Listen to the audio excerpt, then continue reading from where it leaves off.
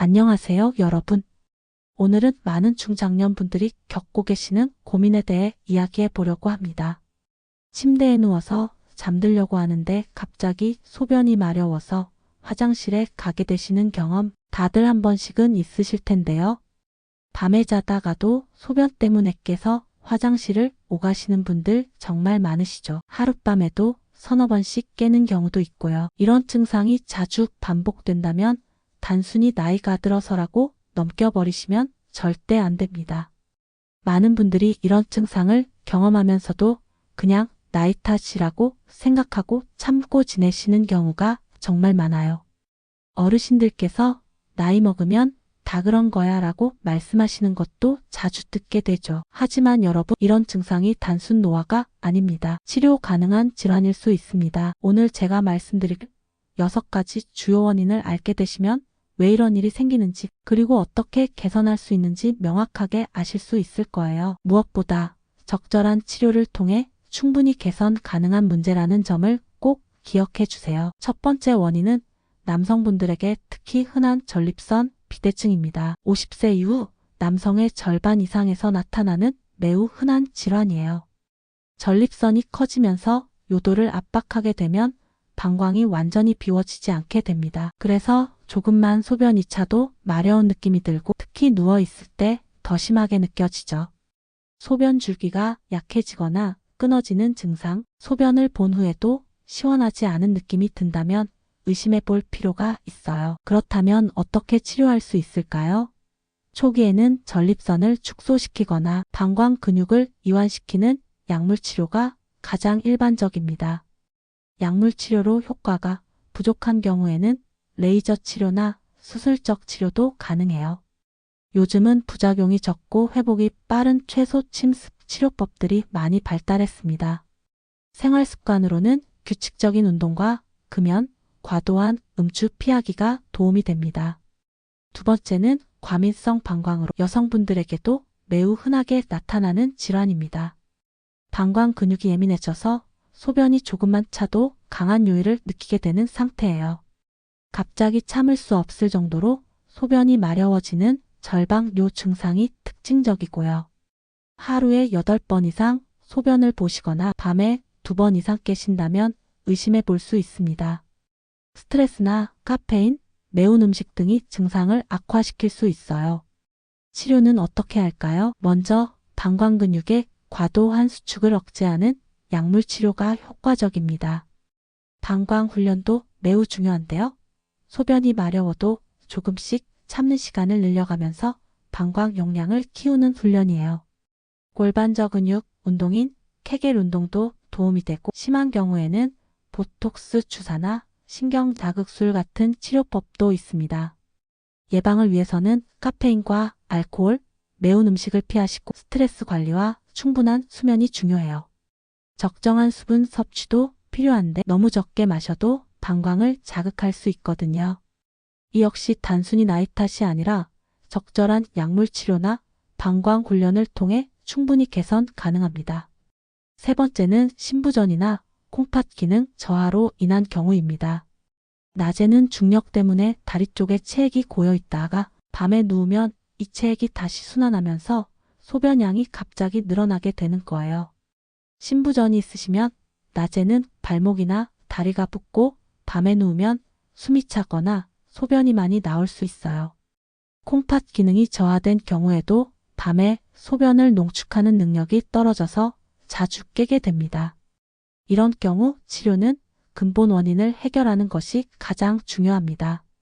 신부전의 경우에는 십장 기능을 개선하는 약물 치료와 함께 이뇨제를 적절히 사용해서 체액을 조절해야 해요.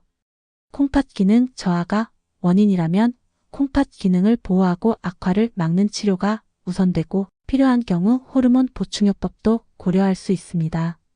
생활 습관으로는 저염식이 매우 중요하고 하루 종일 서 있거나 앉아 있지 마시고 중간중간 다리를 올려서 쉬는 것이 도움이 돼요. 의료용 압박 스타킹을 착용하는 것도 부종을 줄이는데 효과적이고요. 무엇보다 정기적인 십장과 콩팥 기능 검사를 통해 조기에 발견하고 관리하는 것이 중요합니다. 네 번째는 많은 분들이 놓치기 쉬운 수면 무호흡증입니다. 콧골이가 심하시거나 잠을 자다가 숨이 멎는 증상이 있으신 분들, 그리고 밤에 자주 깨시는 분들은 의심해 보세요. 수면 무호흡으로 인해 산소 부족 상태가 되면 심장에서 호르몬을 분비해서 소변량을 늘리게 됩니다. 또한 자주 깨다 보니까 깰 때마다 화장실에 가게 되는 악순환이 반복되죠. 수면 무호흡증을 치료하면 야간요 증상도 함께 개선되는 경우가 많습니다. 치료는 어떻게 할까요? 가장 효과적인 것은 양압호흡기 치료입니다. 잠들 때 마스크를 착용해서 지속적으로 공기압을 가해주는 방법이에요. 체중이 많이 나가시는 분들은 체중 감량만으로도 큰 효과를 볼 수 있습니다. 10kg만 빼도 증상이 상당히 개선됐거든요. 구강 내 장치를 사용해서 턱이나 혀의 위치를 조정하는 방법도 있고, 심한 경우에는 수술적 치료도 고려할 수 있어요. 예방을 위해서는 옆으로 누워서 자는 것이 도움이 되고, 금연 과금추는 필수입니다. 술은 목 근육을 이완시켜서 증상을 더 악화시키거든요. 잠자리에 들기 전 스마트폰 사용을 줄이고 규칙적인 수면 패턴을 만드는 것도 중요해요. 목과 어깨 근육을 풀어주는 간단한 스트레칭도 도움이 됩니다. 다섯 번째는 생활 습관과 관련된 원인입니다. 저녁 늦게 커피나 녹차 같은 카페인 음료를 드시거나 잠자리에 들기 전에 물을 많이 마시는 습관이 문제가 될 수 있어요. 카페인은 이뇨작용을 촉진시키고 방광을 자극해서 소변이 더 자주 마려워지게 만듭니다. 특히 오후 6시 이후에는 카페인 섭취를 피하시고 잠자리에 들기 2~3시간 전부터는 수분 섭취를 줄이시는 것이 좋아요. 이것만 바꿔도 증상이 크게 개선되는 경우가 많습니다. 생활습관 개선이 바로 치료법이 되는 경우인데요.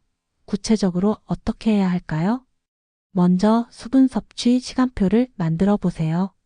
하루 필요한 수분의 80%는 오후 6시 이전에 마시고 저녁에는 갈증을 느낄 때만 조금씩 드시는 거예요.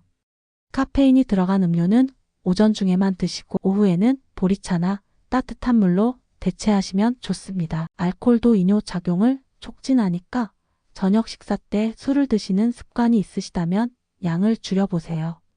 잠자리 들기 전에 화장실을 꼭 다녀오시고 발목과 다리를 심장보다 높게 올리고 30분 정도 쉬는 것도 도움이 돼요. 이렇게 하면 낮에 다리에 고인 체액이 미리 순환되면서 밤에 갑자기 소변량이 늘어나는 것을 막을 수 있습니다. 방광을 자극하는 음식들도 피해야 하는데 매운 음식, 신음식, 인공 감미료가 들어간 음료수 등이 해당돼요. 무엇보다 꾸준히 실천하는 것이 중요합니다. 2~3주 정도 지켜보시면 분명히 효과를 느끼실 수 있을 거예요. 마지막 6번째는 파킨슨병이나 기타 신경계질환으로 인한 경우입니다. 파킨슨병이 있으시면 방광을 조절하는 신경에도 문제가 생겨서 야간뇨가 나타날 수 있어요. 손떨림이나 움직임이 둔해지는 증상과 함께 소변 문제도 동반되는 경우가 많습니다. 뇌졸중을 겪으신 분들이나 척추질환이 있으신 분들도 신경 손상으로 인해 방광 기능에 이상이 생길 수 있고요. 이런 경우 치료는 근본 질환의 관리가 가장 중요합니다. 파킨슨 병의 경우 도파민 약물 치료를 통해 운동 증상과 함께 방광 기능도 어느 정도 개선할 수 있어요. 방광 기능을 조절하는 별도의 약물 치료도 병행할 수 있고 필요하다면 방광 내 보톡스 주사나 신경조절술 같은 치료법도 고려됩니다. 무엇보다 정기적인 신경과 진료를 통해 병의 진행을 늦추고 증상을 관리하는 것이 중요해요. 예방을 위해서는 뇌 건강을 위한 생활 습관이 필수입니다. 규칙적인 운동, 특히 걷기나 수영 같은 유산소 운동이 뇌 기능 유지에 도움이 되고요. 금연과 금주는 기본이고 고혈압이나 당뇨병 같은 혈관 질환을 철저히 관리해야 합니다. 충분한 수면과 스트레스 관리, 그리고 두뇌 활동을 자극하는 독서나 퍼즐, 게임 등도 뇌 건강 유지에 도움이 돼요. 조기 발견이 매우 중요하니까 손떨림이나 보행장애, 기억력 저하 등의 증상이 나타나면 지체 없이 신경과 진료를 받아보시길 바랍니다. 그렇다면 언제 병원에 가야 할까요? 밤에 2번 이상 깨서 소변을 보시거나 소변을 참기 어려울 정도로 급하게 마려운 증상이 자주 있으시면 전문의와 상담받아 보세요. 소변에서 냄새가 났거나 색깔이 이상하다면 더욱 빨리 가셔야 하고요. 비뇨의학과에서 간단한 검사를 통해 정확한 원인을 찾을 수 있습니다.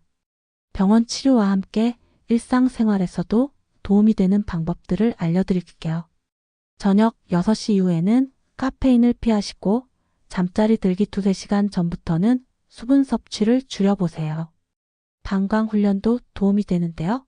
소변이 마려워도 조금씩 참는 시간을 늘려가면서 방광 용량을 키우는 훈련입니다. 규칙적인 운동과 적정 체중 유지도 중요하고 변비가 있으시면 방광을 압박할 수 있으니 변비 해결도 필요해요. 오늘 말씀드린 6가지 원인 중에서 본인이나 부모님께 해당되는 것이 있으셨나요?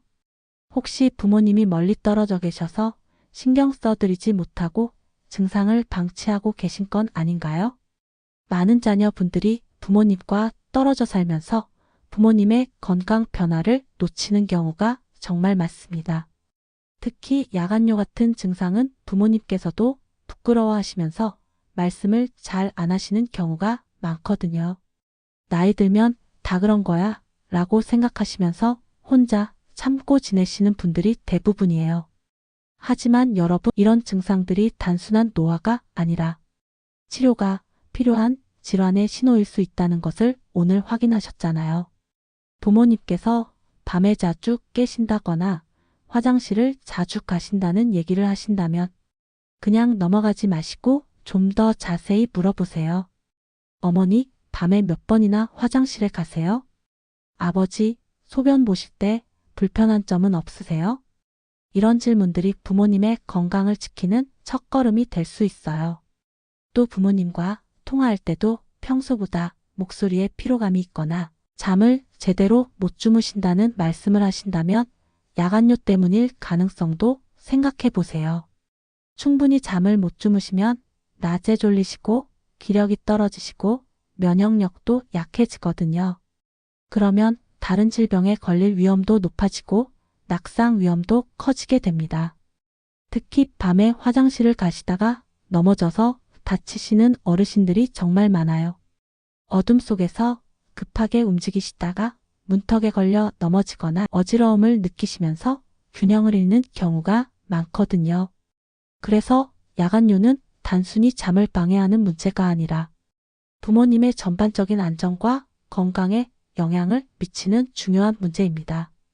부모님께 이런 증상이 있으시다면 혼자 해결하려고 하지 마시고 자녀인 여러분이 적극적으로 나서주세요. 병원 예약을 도와드리고 가능하다면 같이 병원에 가서 의사 선생님 말씀을 함께 들어보시는 것도 좋고요. 멀리 계셔서 직접 모시고 가기 어려우시다면 부모님이 계신 지역의 좋은 병원 정보를 찾아서 알려드리세요. 병원에 가시기 전에 미리 증상을 정리해서 메모해드리는 것도 도움이 돼요. 언제부터 이런 증상이 시작됐는지, 하룻밤에 몇 번이나 깨는지, 다른 불편한 증상은 없는지 이런 내용들을 적어드리면 진료받을 때 도움이 됩니다. 그리고 치료를 시작하신 후에도 꾸준히 안부를 물어보시고 약을 제때 복용하고 계신 증상이 개선되고 있는지 확인해 주세요. 때로는 부모님께서 약 복용을 깜빡하시거나 효과가 없다고 임의로 중단하시는 경우도 있거든요.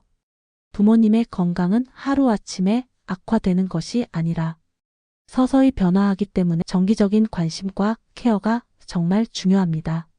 멀리 떨어져 계시더라도 전화로, 영상통화로 자주 안부를 물어보시고 변화하는 점은 없는지 세심하게 살펴봐 주세요. 부모님께서 건강하게 오래 사시려면 자녀인 여러분의 관심과 사랑이 가장 큰 힘이 됩니다. 오늘부터라도 부모님께 안부 전화드리면서 혹시 밤에 잠 잘 주무시는지 불편한 점은 없으신지 물어보세요. 가장 중요한 것은 단순히 나이 탓이라고 포기하지 마시라는 겁니다. 단순 노화가 아닙니다. 치료 가능한 질환일 수 있습니다. 적절한 진단과 치료를 통해 충분히 개선할 수 있는 문제니까 부끄러워하지 마시고 전문의와 상담받아 보시길 권합니다.